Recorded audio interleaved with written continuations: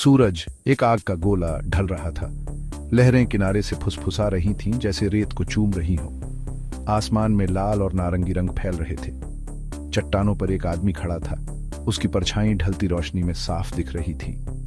ये इलियास था, गांव का लकड़ा कारीगर। हर शाम वो सूर्यास्त देखा करता था। उसका दिल एक ऐसी तड़प से भरा होता था जिसका नाम वो नहीं जानता था। समुद्री हवा में नमक की खुशबू और कुछ और भी था, कुछ रहस्यमय और अनजाना।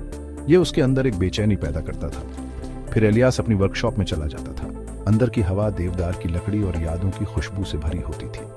उसकी उंगलियां खुरदरी लेकिन कोमल लकड़ी पर नाचती थीं, इंट्रिकेट फिगर्स में जान फूंकती थीं।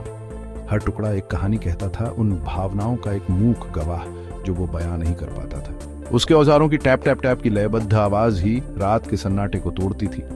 इलियास अपना अकेलापन और तड़प अपने काम में डाल देता था। हर स्ट्रोक एक प्रार्थना की तरह जो समुद्र से की जाती थी। हर कार्विंग उसकी आत्मा का एक टुकड़ा जो अनजान को अर्पित किया जाता था। समुद्र इलियास के लिए एक अजीब आकर्षण रखता था। ये उसकी जिंदगी में एक कांस्टेंट प्रेजेंस था, कंफर्ट और उदासी दोनों का सोर्स। वो इसकी विशालता, इसके बदलते मूड से एक गहरा कनेक्शन महसूस करता था जो उसके अपने मूड्स को रिफ्लेक्ट करते थे। एक साफ रात चांद आसमान में एक चांदी के सिक्के की तरह लटका हुआ था। उसकी रोशनी पानी पर एक शिमरिंग पाथ बना रही थी जो सीधा किनारे तक जाती थी। इलियास एक इनविजिबल फोर्स से खींचा हुआ खुद को समुद्र के किनारे पाया, मानो उसकी निगाहों से बुलाई गई हो। पानी से एक आकृति उभरी। उसकी त्वचा मोतियों की तरह चमक रही थी। उसके बाल मूनलाइट का झरना थे। उसकी आंखें बड़ी और चमकदार गहरे समुद्र का ज्ञान रखती थी।